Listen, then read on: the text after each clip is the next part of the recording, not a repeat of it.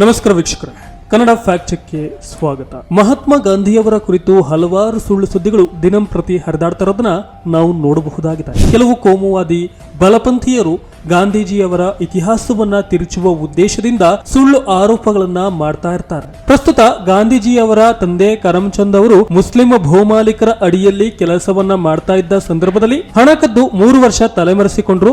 ಆಗ ಆ ಮುಸ್ಲಿಂ ಭೂಮಾಲೀಕರು ಕರಮ್ಚಂದ್ ಅವರ 4ನೇ ಹೆಂಡತಿ ಪುತ್ಲಿಬಾಯಿಯನ್ನ ಕರೆದೊಯ್ದು ತಮ್ಮ ಹೆಂಡತಿಯನ್ನಾಗಿ ಮಾಡಿಕೊಂಡಿದ್ರು.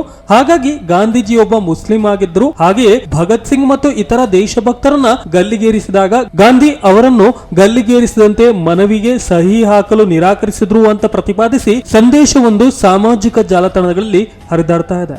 ಆದ್ರೆ ಸತ್ಯವೇನು ಅಂತ ಹೇಳಿದ್ರೆ, ಗಾಂಧೀಜಿಯವರ ತಂದೆ ಕರಮ್ಚಂದ್ ಗಾಂಧಿಯವರು ಪೋರ್ಬಂದರ್ನ ರಾಜಮನೆತನದ ರಾಜ್ಯಸಭೆಯಲ್ಲಿ ಅಧಿಕಾರಿಯಾಗಿದ್ರು. ಕರಮ್ಚಂದ್ ಅವರ ಮೊದಲ ಮತ್ತು 2ನೇ ಪತ್ನಿ ಇಬ್ಬರು ಹೆಣ್ಣು ಮಕ್ಕಳಿಗೆ ಜನ್ಮ ನೀಡಿದ ತಕ್ಷಣ ಸಾವನ್ನಪ್ತಾರೆ. 3ನೇ ಪತ್ನಿ ಸಾವನ್ನಪ್ಪಿದ ನಂತರ ಅವರು 1857ರಲ್ಲಿ ಪುತ್ಲಿಬಾಯಿ ಗಾಂಧಿ ಅವರನ್ನ 4ನೇ ವಿವಾಹವಾದ್ರು. ಆದ್ದರಿಂದ ಕರಮ್ಚಂದ್ ಅವರು ಮುಸ್ಲಿಂ ಭೂಮಾಲೀಕರ ಅಡಿಯಲ್ಲಿ ಕೆಲಸವನ್ನ ಮಾಡ್ತಾ ಇದ್ರು ಎಂಬುದು ಕಲ್ಪಿತ ಸುದ್ದಿಯೇ ಹೊರತು ನಿಜವಲ್ಲ. ಇನ್ನು ಭಗತ್ ಸಿಂಗ್ ಮತ್ತು ಇತರ ದೇಶಭಕ್ತರನ್ನ ಗಲ್ಲಿಗೇರಿಸಿದಾಗ ಗಾಂಧೀಜಿಯವರು ಕ್ರಾಂತಿಕಾರಿಗಳನ್ನ ಗಲ್ಲಿಗೇರಿಸದಂತೆ ಮನವಿಗೆ ಸಹಿ ಹಾಕಲು ನಿರಾಕರಿಸಿದ್ರು ಅಂತ ಆರೋಪಿಸಲಾಗಿದೆ. ಈ ಹಿಂದೆ ಇದೇ ಆರೋಪವನ್ನ ಗಾಂಧಿ ಮತ್ತು ನೆಹರು ಇಬ್ಬರ ಮೇಲೂ ಕೂಡ ಹೊರಿಸಲಾಗಿತ್ತು.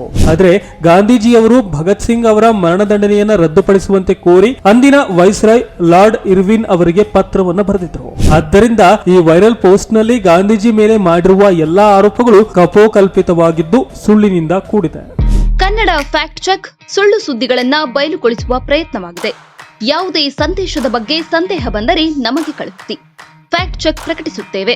ನಮ್ಮ ವಿಡಿಯೋ ಪೋಸ್ಟರ್ಗಳನ್ನ ಶೇರ್ ಮಾಡುವ ಮೂಲಕ ಬೆಂಬಲಿಸಿ.